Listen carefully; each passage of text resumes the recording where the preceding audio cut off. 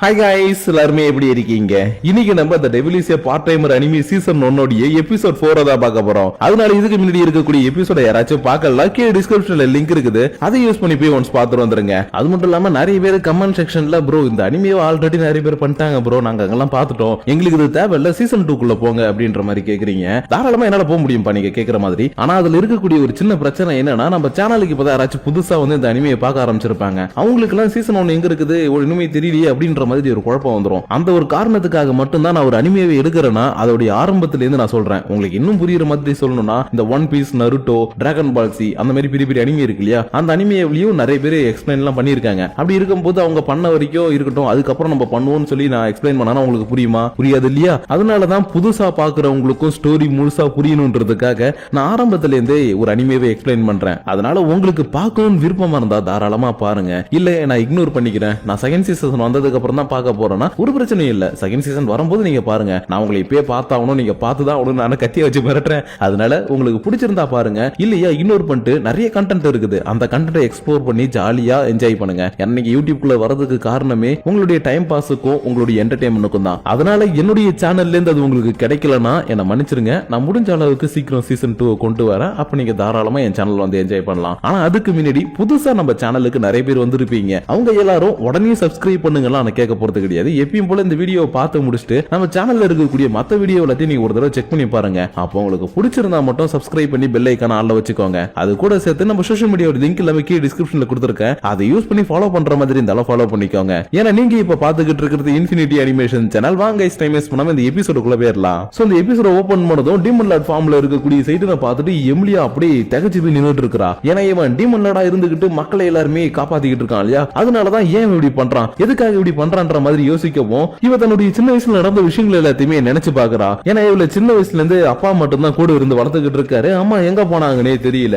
அப்படி இருக்கும்போது இவ தான் வீட்டுல சாப்பாடு செய்யறது எல்லாமே. அப்படிதான் ஒரு நாள் சாப்பாடு செஞ்சு எடுத்துட்டு தன்னுடைய அப்பா கூட உட்காந்து சந்தோஷமா சாப்பிட்டுக்கிட்டு இருக்கும்போது இவங்க கிராமத்தை சேர்ந்த ஒருத்தர் இந்த பக்கமா வரவும், அங்கிள் நீங்க மட்டும் ஏன் சும்மா போறீங்க, நீங்களும் ஒரு பைட் சாப்பிடுங்க, நீ செஞ்சு எடுத்து வந்த சாப்பாடை கொடுக்க இவர் வாங்கி சாப்பிட்டுட்டு இந்த மாதிரி சாப்பாடுன்னு எத்தனை நாளைக்கு சாப்பிட போறேன்னு தெரியலமா, ஆனா கொடுத்ததுக்கு ரொம்ப தேங்க்ஸ் சொல்றாரு. ஏன்னா இந்த நேரத்துல தான் டீமன் லார்ட் போர் அறிவிச்சு பக்கத்துல இருக்கக்கூடிய நாடுகள் எல்லாத்தையுமே அட்டாக் பண்ண ஆரம்பிச்சிருப்பாரு. அதாவது நம்ம டீமன் லார்ட் சைட்டு தான் அட்டாக் பண்ண ஆரம்பிச்சிருப்பான். அதனாலதான் இப்படி ஒரு கொஞ்சம் சோகமா பேசிட்டு இந்த இடத்துல இருந்து போக எமிலியாவும் என்னப்பா அவர் சொல்லிட்டு போறாரு, அப்படிதான் நடக்குமா, நம்ம இந்த இடத்துல உயிரோட இருக்க முடியாதா, நம்மள எல்லாரும் கொண்டுடுவாங்களான்ற மாதிரி கேள்வி மேல கேள்வியா கேட்க இவரும் சின்ன குழந்தைங்களுக்கு ஆறுதல் சொல்ற மாதிரி, அதெல்லாம் ஒண்ணும் இல்லப்பா, யாராச்சும் வந்தாங்கன்னா அவங்களை அடிச்சு போட்டு நான் உன்னை காப்பாத்துறன்ற மாதிரி தைரியமா பேச, அடுத்த செகண்டே எழுந்து நின்னுகிட்டு அங்கிள் இங்க பாருங்க என்னுடைய அப்பா எனக்காக இருப்பாரு, அவர் இந்த கிராமத்தையும் நம்மளையும் காப்பாத்துவாரு, ஏன்னா எங்க அப்பா ரொம்ப ஸ்ட்ராங்கானவர்ன்ற மாதிரி சொல்லவும், அறியாத வயசு உனக்கு என்ன தெரிய போகுது, சரிமா சரிமா நீ சொல்ற மாதிரி உங்க அப்பா தான் ரொம்ப ஸ்ட்ராங்கான ஆளுன்ற மாதிரி இவர் சொல்லிட்டு போக, சரியா ஒரு 2-3 மாசம் கழிச்சு இவங்க வீட்டை தேடி எக்கச்சக்கமான பிரீஸ்ட் வந்திருக்காங்க.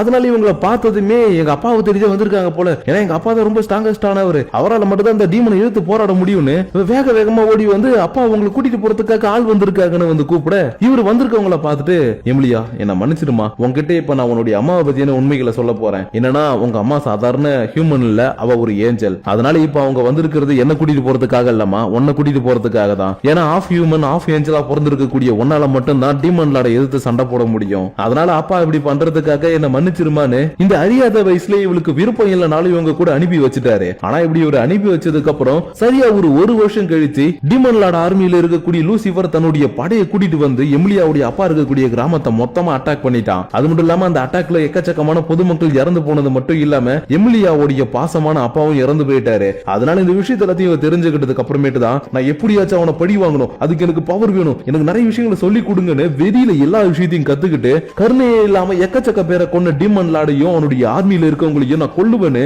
இவன் வெறி பிடிச்ச மாதிரி தெரிஞ்சுக்கிட்டு இருந்தா. ஆனா இன்னைக்கு சைட்டன் எக்கச்சக்க பேரை இந்த இடத்துல காப்பாத்தி இருக்கான் இல்லையா, அதனாலதான் எதுக்காக இன்னைக்கு இவன் கருணை உள்ள மாதிரி நடந்துகிட்டான், எதுக்காக இப்படி பண்ணான்ற மாதிரி பாத்துக்கிட்டே இருக்கும்போது, ஹே எமிலியா உனக்கு என்ன ஆச்சு, எதுவும் பெருசா அடிப்படல இல்ல, மண்டையில ஏதோ அடிபட்டு காட்டு நான் பாக்குறேன்னு சைட்டன் இவ்வளவு தொட வரவும், ஹே என் மேல கையை வச்சா கையை உடைச்சிருவேன், அது மட்டும் இல்லாம உன்னுடைய டெவில் ஃபார்ம் எங்க போச்சு, திரும்ப இந்த மாதிரி மாறிட்டியன்ற மாதிரி கேட்க இவனும் இதான் நடந்துச்சுன்ற மாதிரி சொல்றதுக்காக வந்திருப்பான். ஆனா அதுக்குள்ள இந்த குட்டி பொண்ணு ஷீகோ இருக்கு இல்லையா, அவ குறுக்க முடியாது உங்களுக்கு ஏதோ ஆகல இல்ல, நீங்க நல்லா தானே இருக்கீங்கன்ற மாதிரி விசாரிக்க இவனும் நீ எதுக்கும் கவலைப்படாதப்பா நான் நல்லா தான் இருக்கிறேன், அது மட்டும் இல்லாம நீ இப்ப நல்லா தான் இருக்கிற, சோ எந்த பிரச்சனையும் கிடையாதுன்ற மாதிரி பேசிக்கிட்டே இருக்கும்போது, ஏய் பசங்களா இங்க இருக்காதீங்க, இங்க இருந்தா உங்களுக்கு பெரிய ஆபத்து அப்படின்னு சொல்லிட்டு இந்த இடத்துல ஒரு போலீஸ் வரவும் இங்க இருக்கக்கூடிய ஷீகோவை பார்த்துட்டு, ஹே உன்னை இங்கே பார்த்த மாதிரி இருக்கே, நீ இன்ஸ்பெக்டர் சாசுகே உடைய பொண்ணாப்பான்ற மாதிரி கேட்க இவனும் ஆமா அவர் தான் என்னுடைய அப்பான்ற மாதிரி சொன்ன உடனே சைடனுக்கு முன்னாடி நடந்த விஷயங்கள்லாம் ஞாபகம் வருது. அதாவது இந்த உலகத்துக்கு வந்த உடனே ஒரு போலீஸ் ஹிப்னோடைஸ் பண்ணி அவர்கிட்ட நிறைய விஷயங்கள் கிட்ட இருந்திருப்பாரு இல்லையா, அவர் வேற யாரும் கிடையாது, நம்ம ஸ்ரீகோவுடைய அப்பா தான். அதனாலதான் எனக்கு இது தெரியாம போயிடுச்சுன்ற மாதிரி இவன் பாத்துக்கிட்டு இருக்கும் போதே ஸ்ரீகோவும் மாவ் நீங்க எதுவும் தப்பா நினைச்சுக்காதீங்கன்ற மாதிரி சொல்ல வர, ஹே நானே புரிஞ்சுக்கிறேன்ப்பா, உங்க அப்பா கேட்டாருன்னா நான் ஜஸ்ட் வெளியில போன அந்த இடத்துல இந்த மாதிரி ஆக்சிடென்ட் ஆச்சுன்னு சொல்லு, மத்தபடி நீ டேட்டிங் வந்ததை பத்தி சொல்ல வேணாம்னு சொல்லிடுறான். ஏன்னா யாராச்சும் இந்த மாதிரி டேட்டிங் போன இடத்துல இந்த மாதிரி அசம்பாதம் ஆயிடுச்சு அப்படின்ற மாதிரி சொன்னாங்கன்னா தப்பா நினைப்பாங்க இல்லையா, அதனாலதான் ஓகேப்பா என்னால புரிஞ்சுக்க முடியுது, உங்க அப்பாட்ட இந்த மாதிரி எல்லாம் சொல்லாத, அதுக்கு பதிலா கொஞ்சம் மாத்தி சொல்லிக்கோன்ற மாதிரி சொல்லிட்டு இவங்க இங்க அனுப்பி வச்சதுக்கு அப்புறம் எமிலியாவும் சைட்டனும் தனியா நின்று நிறைய விஷயங்களை பத்தி பேச ஆரம்பிக்கிறாங்க. அதாவது இப்ப நிலநடுக்கம் வந்துச்சு இல்லையா, இது சாதாரண நிலநடுக்கம் கிடையாது, யாரோ வேணும்னே அட்டாக் பண்ணிருக்காங்க, இது பிளான் பண்ணி பண்றாங்கன்ற மாதிரி இவன் சொல்ல எமிலியாவுக்கு செம ஷாக்கு. ஏன்னா இந்த உலகத்துல இவங்களை தவிர இவங்களுக்கு யாருமே பெருசா எதிரியும் கிடையாது, யாருக்கிட்டையும் சண்டைக்கும் போனது கிடையாது, அதனாலதான் யார் நம்மள பிளான் பண்ணி அட்டாக் பண்றா, இது எங்க இருந்து நடக்குதுன்னு திரும்பவும் கேட்க ஈஸ்லாவில இருந்து நடக்குதுன்னு இவன் சொல்லவும் இவளால சுத்தமா நம்பவே முடியல. ஏன்னா ஈஸ்லா எங்கே இருக்குது, இந்த பூமி எங்கே இருக்குது, அப்படி இருக்கும்போது அங்க இருந்து நம்ம இருக்கக்கூடிய இடத்தை கண்டுபிடிச்சு எப்படி அவங்க அட்டாக் பண்றாங்க, அதனால எனக்கு கொஞ்சம் புரியுற மாதிரி சொல்லன்ற மாதிரி கேட்கவும் இவனும் இவனுக்கு தெரிஞ்ச விஷயத்தை பத்தி சொல்லலான்னு வரான். ஆனா அதுக்குள்ள எமிலியாவுடைய ஃப்ரெண்ட் இந்த இடத்துக்கு வந்து எமிலியா உனக்கு எதுவும் ஆகலன்ற மாதிரி கத்திக்கிட்டு இருக்க, சரிப்பா உன்னுடைய ஃப்ரெண்ட் இந்த இடத்துக்கு வந்துட்டா, அதனால நீ இப்ப கிளம்பு, இதை பத்தி நம்ம அப்புறமா பேசலாம்னு சொல்லி இவளை அனுப்பி வைக்கவும் கரெக்டா இப்பதான் ஆசியில இந்த இடத்துக்கு ஓடி வந்து எனது அரசை என்னை மன்னித்து விடுங்கள் அரசே, என் மீது கோபம் கொள்ளாதீர்கள் அரசே கதறிக்கிட்டு இருக்கிறான். ஏன்னா சைட்டனுக்கு எந்த ஒரு பிரச்சனை வந்தாலும் சரி இல்ல ஏதாவது ஒரு ஆபத்து வந்தாலும் சரி இவன் தான் முன்னாடி நின்று சைட்டனை பாதுகாத்து இருந்திருக்கணும். ஆனா இந்த பில்டிங் எல்லாமே இடிஞ்சு விடும்போது ஐயோ என்னுடைய உயிர் முக்கியம் சொல்லிட்டு இவன் ஓடி போயிட்டான். அதனாலதான் நான் தவறு பண்ணிட்டேன் அரசே, என்னை மன்னித்து விடுங்கள், என் மீது கோபம் கொள்ளாதீர்கள் மாதிரி இவன் கதறிக்கிட்டே இருக்க. ஆனா இவனுக்கு எதுவுமே ஆகலன்றதுனால ஆசில் இங்க பாரு எதுக்கு கவலைப்படாத, எனக்கு தான் எதுவும் ஆகல, வா போலாம், இந்த மாதிரிலாம் கத்தக்கூடாதுன்னு இவனை சமாதானப்படுத்தி இவன் வீட்டுக்கு கூட்டிட்டு போக இன்னொரு பக்கம் எமிலியா தன்னுடைய ஃப்ரெண்டு வீட்டுல தான் இருக்கிறா. ஏன்னா இவளுடைய வீடு இந்த சம்பவம் நடந்த இடத்துக்கு ரொம்பவே பக்கத்துல இருக்குது. அதனாலதான் இவளுடைய ஃப்ரெண்டை பார்த்ததும் சரி ஓகே இன்னைக்கு நைட் இங்கே தங்கிட்டு மறுநாள் காலையில கிளம்பிடலான்னு எமிலியா இவளுடைய வீட்டுக்கு வந்து கொஞ்ச நேரம் அப்படியே பேசிக்கிட்டு இருக்க எமிலியாவுக்கு ஒரு சின்ன சந்தேகம், என்னன்னா இந்த வீட்டுல இவ மட்டும் தான் இருக்கிறா, அதனால என்னப்பா என்னுடைய பேரண்ட்ஸ் வெளிநாட்டுல இருக்கிற மாதிரி உன்னுடைய பேரண்ட்ஸ் ஏதாவது வெளிநாட்டுல இருக்காங்களான்ற மாதிரி கேட்கவும் இல்ல அவங்க எல்லாருமே இங்கதான் இருக்கிறாங்க, ஆனா நான் தான் அவங்களை விட்டு தள்ளி இருக்கிறேன், ஏன்னா அவங்க கூடவே இருந்தேன்னா அவங்களுக்கு நான் இன்னும் சுமையா பண்றதுனாலதான் என்னால முடிஞ்ச அளவுக்கு தனியா இருந்துகிட்டு என்னுடைய செலவுகளை நானே பாத்துக்கிறேன்ற மாதிரி சொல்லிக்கிட்டு இவளுக்கு சாப்பாடு கொடுத்துக்கிட்டு இருக்க கரெக்டா இவளுக்கு தன்னுடைய அம்மா கிட்ட இருந்து போன் வந்திருக்கும். அதனால சொல்லுங்கம்மா அப்படின்ற மாதிரி எடுத்து பேசிக்கிட்டு இருக்கும் போதே எமிலியா இங்க இருக்கக்கூடிய ஃபேமிலி போட்டோ எல்லாத்தையும் பார்த்துட்டு ஹே இந்த போட்டோல இருக்கவங்க தான் உங்களுடைய ஃபேமிலியான்ற மாதிரி கேட்க ஆமாமா இவங்க தான் என்னுடைய ஃபேமிலி, ஆனா இன்னைக்கு நடந்த மாதிரியே ஒரு கோரமான சம்பவம் சரியா என்னுடைய சின்ன வயசுல நடந்தது, அதை இன்னமும் என்னால மறக்க முடியலன்ற மாதிரி சில விஷயங்களை இவ பேச ஆரம்பிக்க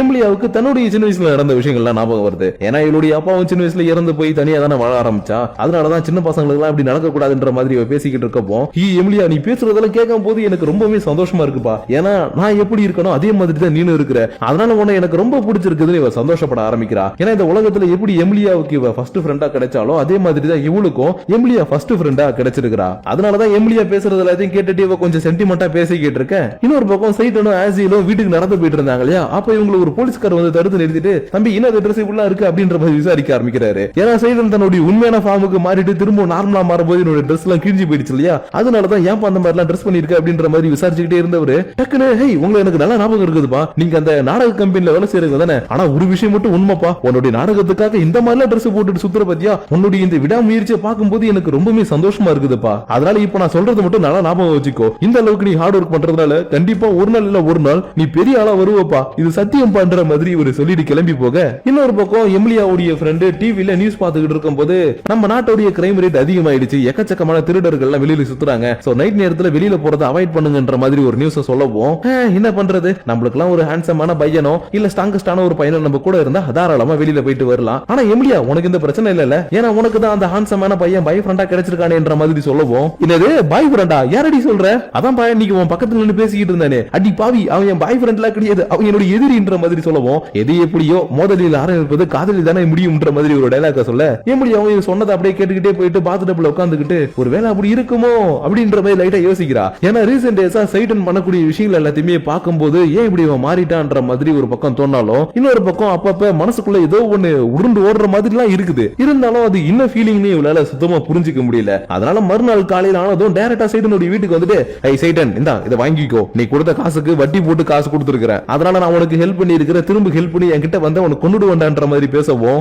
நீ எது வேணா பண்ணிக்கோப்பா திரும்ப காசு கொடுத்தல அது வரைக்கும் சந்தோஷம், ஏன்னா கையில 10 ரூபா காசு கூட இல்ல அதனால கொடுத்ததுக்கு ரொம்ப தேங்க்ஸ்ன்ற மாதிரி சொல்லிக்கிட்டு இருக்கும் போதே எமிலியாவும் சரி வந்தது வந்துட்டோம் இவங்களுக்கு எப்படி இருக்குதுன்ற கேட்டுட்டு போயிடலான்னு சரி உனக்கு எப்படி இருக்குது அப்புறம் கூட இருப்பானே அவனுக்கு எப்படி இருக்குதுன்ற மாதிரி கேட்க எனக்கு நல்லா தான் இருக்கு, இருந்தாலும் ஆசியல் தான் கொஞ்சம் பாவம், நைட் என்ன காப்பாத்த முடியலன்னு புலம்பி தள்ளிக்கிட்டே இருந்தான். அதனாலே ஒரு ரூம்ல போட்டு அடைச்சிட்டேன். அதனால நைட்லாம் தூங்காம இப்பதான் அவன் படுத்து தூங்கிட்டு இருக்கான். இருந்தாலும் எங்களை விசாரிக்கிறது இருக்கட்டும், உனக்கு இப்ப எப்படி இருக்கு, தலையில லைட் அடிபட்டு இருந்தது, இப்ப நல்லா இருக்கான்ற மாதிரி விசாரிக்க, ஹே டெவில் நீ ஒண்ணு என்ன விசாரிக்க தேவையில்ல, ஏன்னா நான் ஒரு ஹீரோ, அப்படி இருக்கும்போது என்ன நானே பார்த்து பண்ற மாதிரி சொல்லவும், ஓ அப்படிங்களா மேடம், சரி சரி போயிட்டு வாங்க, அப்புறம் எங்க நிக்கிறீங்கன்ற மாதிரி இவளை துரத்தி விட, இவ்வளவு ஆமா நான் எங்க நிக்கிறேன், நான் கிளம்புறேன்ற மாதிரி கோவத்துல கிளம்பி வெளியில வரா. ஆனா அடுத்த செகண்டே கால் தடுமாறி கீழே விழவும் இவளுக்கு மூஞ்சி முகரன்னு எல்லா இடத்துலயும் செம அடிபட்டு இருக்குது. இதுல வேற இவ விழுந்த சத்தத்தை கேட்டுட்டு ஆசியில எழுந்துட்டான். அதனால என்ன இப்படி அடிபட்டு இருக்குது என்ற மாதிரி இவளுக்கு மருந்து வைக்கலான்னு பார்த்தா கூட இவங்கள்ட்ட மருந்தே இல்ல. அதனால நான் பக்கத்துல இருக்கக்கூடிய சூப்பர் மார்க்கெட்டுக்கு போயிட்டு மருந்து வாங்கிட்டாருன்னு சொல்லிட்டு இவங்க ரெண்டு பேரும் தனியா விட்டுட்டு போக, சைட்டனும் சரி பாவம் பாக்குறதுக்கு ரொம்ப பாவமா இருக்குது, இந்தம்மா கொஞ்சோண்டு மருந்து வச்சுக்கின்னு கொஞ்சம் டவல்ல டிஞ்சர்ல வச்சு எடுத்துட்டு போய் கொடுக்குறான். ஆனா இவளுக்கு தான் இவனை சுத்தமா பிடிக்காது. அதனால நீ என்ன தொடர்ந்தவள நானே என்ன பாத்துக்கிறேன்னு டிஞ்சரை வாங்கி வெளியே வைக்கிறேன்ற பேர்ல வச்சுக்கிட்டு எரிச்சல உண்டாக்கிக்க.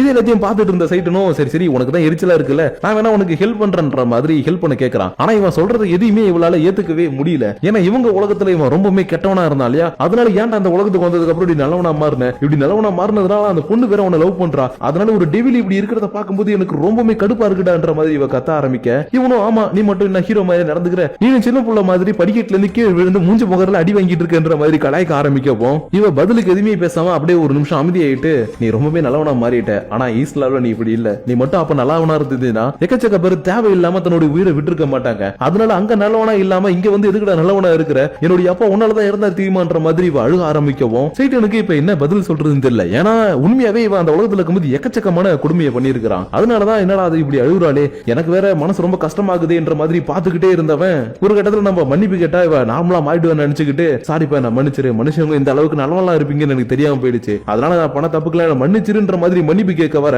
இவ செம்ம கோவத்துல மன்னிப்பா நீ மன்னிப்புலாம் கேட்க கூடாதுன்ற மாதிரி கத்த வரா. ஆனா அதுக்குள்ள ஆசில் கரெக்டா இந்த இடத்துக்கு வந்துட்டான். ஆனா இவன் கூடவே சேர்த்து ஷீகோவையும் கூட்டிட்டு வந்துட்டான். ஏன்னா நேற்று நடந்த சம்பவத்துக்கு அப்புறம் எப்படி எமிலியா வந்து இவனை பார்த்து விசாரிச்சாலும் அதே மாதிரி விசாரிக்கலான்றதுக்காக வந்தா. பட் இந்த இடத்துல இவங்க ரெண்டு பேரும் ஒன்னா இருக்கிறத பார்த்ததும் நான் எதுவுமே பார்க்கலக்க, என்ன மன்னிச்சிருக்கேன், நான் தெரியாதனமா இந்த இடத்துக்கு வந்துட்டேன்னு மனசு உடைஞ்சு போய் இந்த இடத்துல கண் கலங்கிட்டு நின்னுட்டு இருந்திருப்பா. ஆனா இந்த இடத்துல எதுவும் நடக்கல, நாங்க ஜஸ்ட் பேசிக்கிட்டு தான் இருந்தோம். எமிலியா அவளுக்கு எக்ஸ்பிளைன் பண்ணலாம்னு பார்த்தா கூட ஷீகோ இவ சொல்றது எதுவுமே கேட்காம இல்ல என்ன மன்னிச்சிருங்க, நான் தெரியாதனமா இந்த இடத்துக்கு வந்துட்டேன்னு அழுதுகிட்டு இந்த இடத்துல இருந்து ஓடி போயிட்டா. அது மட்டும் இல்லாம அவ ஓடி போன அடுத்த செகண்டே இந்த இடத்துக்கு ஹவுஸ் லேடியும் வந்துட்டாங்க. அதாவது இந்த இடத்துடைய ஹவுஸ் ஓனர் இருக்காங்க இல்லையா, என்னப்பா இந்த இடத்துல இருந்து ஒரு அழகான குட்டி பொண்ணு அழுதுகிட்டே ஓடி போறா, அப்புறம் உன்னுடைய எக்ஸ்ல வரைக்கும் இருக்கிறா, என்னம்மா ஒரே என்ஜாய்மெண்ட் தான் போலன்ற மாதிரி இவனை கேட்கவும், இன்னது நான் இவனுடைய எக்ஸ் கேர்ள் ஃப்ரெண்டா, இவனை நான் டேட்டிங் கூட பண்ணது கிடையாது, இவனுக்கு எனக்கு சுத்தமா ஆகாது, அப்படி இருக்கும்போது இவனை பார்த்து என்னுடைய பாய் ஃப்ரெண்ட் எல்லாம் சொல்லிக்கிட்டு இருக்கீங்க, அதுக்கு வாய்ப்பே இல்லைன்ற மாதிரி இவ கத்த ஆரம்பிக்க, ஹே கண்ணு நீ ஒரு விஷயத்தை மறந்துட்டு நினைக்கிறேன், நான் தான் இந்த இடத்துடைய ஓனர், அப்படி இருக்கும்போது என் முன்னாடி இங்க எல்லாருமே அமைதியா இருக்கணும், அதை விட்டுட்டு கத்தணும்னு நினைச்சீங்க, நான் என்ன பண்ணணும் எனக்கு தெரியாதுன்ற மாதிரி மிரட்டிட்டு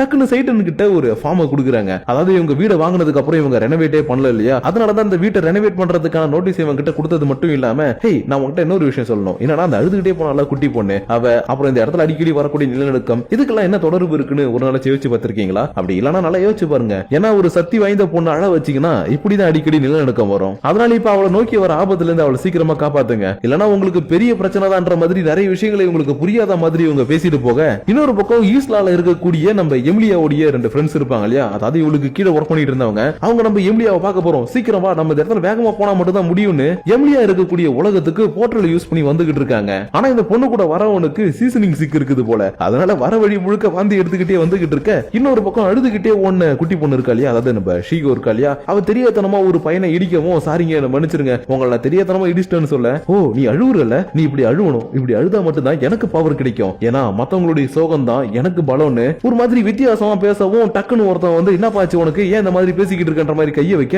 அடுத்த செகண்டே அவன் பத்தடி தள்ளி போய் விழுறான். என்னடான்னு பார்த்தா இவனுடைய முதுகுல இருந்து ரெண்டு ரெக்கம் முளைக்குது. அதனால இங்க இருக்கிறவங்க எல்லாம் யார் சாமி நீன்ற மாதிரி பாத்துக்கிட்டு இருக்கும்போதே ஹவுஸ் ஓனர் சொல்லிட்டு போனதை கேட்டதுக்கு அப்புறம் சைட்டன் ஆசியல் அப்புறம் எமிலியா மூணு பேரும் அந்த குட்டி பொண்ணை தேடி வராங்க. ஆனா அதுக்குள்ள இந்த இடத்துல பெரிய சம்பவமே நடந்திருக்குது. ஏன்னா ரெக்கையை விரிச்சுக்கிட்டு ஒருத்தன் நின்னா இல்லையா, அவன் தன்னுடைய பவரை யூஸ் பண்ணி இருக்கக்கூடிய பில்டிங் பிரிட்ஜ் எல்லாத்தையுமே போட்டு உடைச்சிக்கிட்டு இருக்கான். அதனால யார் இந்த மாதிரி பண்றது, இவன் எங்க இந்த வந்தான்ற மாதிரி பாத்துக்கிட்டே இருக்கும்போது சைட்டன் மட்டும் இங்க வந்திருக்கிறது யாருன்றத கரெக்டா கண்டுபிடிச்சிட்டான். அதனால இது அவன் தான்ற மாதிரி சொல்லிக்கிட்டே அவங்க சந்தோஷத்தோட மேலே ஏறி அவனை பாக்குறதுக்காக போகும்போது இப்பதான் ஆசியலும் எமிலியாவும் இங்க வந்திருக்கிறது யாருன்றதை ரெகக்னைஸ் பண்ணிட்டு இவனான்ற மாதிரி பாத்துக்கிட்டு இருக்காங்க. இதுக்கேத்த மாதிரி இந்த இடத்துக்கு வந்திருக்கிறோம், சொல்லுங்க இப்ப நான் உங்களை எப்படி கூப்பிடணும், டீமுல்லான்னு கூப்பிடணுமா இல்ல இந்த பூமியில இருக்கக்கூடிய உங்களுடைய பேரான மாவ் அதை சொல்லி கூப்பிடணுமான்ற மாதிரி கேட்க, அது உன் இஷ்டம்பா, நீ எப்படி வேணா என்ன கூப்பிடலாம், ஆனா நீ என்ன உயிரோட இருக்கிறது நினைக்கும் போது எனக்கு கொஞ்சம் ஆச்சரியமா இருக்குது, மை டியர் ஜெனரல் லூசிஃபர்னு சொல்லவும் அப்படியே இந்த இடத்துல இந்த எபிசோட முடிக்கிறாங்க. சோ கைஸ் இன்னைக்கு நம்ம பார்த்த இந்த எபிசோடு உங்களுக்கு பிடிச்சிருக்கும்னு நினைக்கிறேன். அண்ட் அது மட்டும் இல்லாம நான் ஏன் ஆரம்பத்துல இருந்து இந்த அனிமையை பண்றேன்றதுக்கான ரீசனும் உங்களுக்கு நான் சொன்னது புரிஞ்சிருக்கும் நினைக்கிறேன். அதனால எனக்கு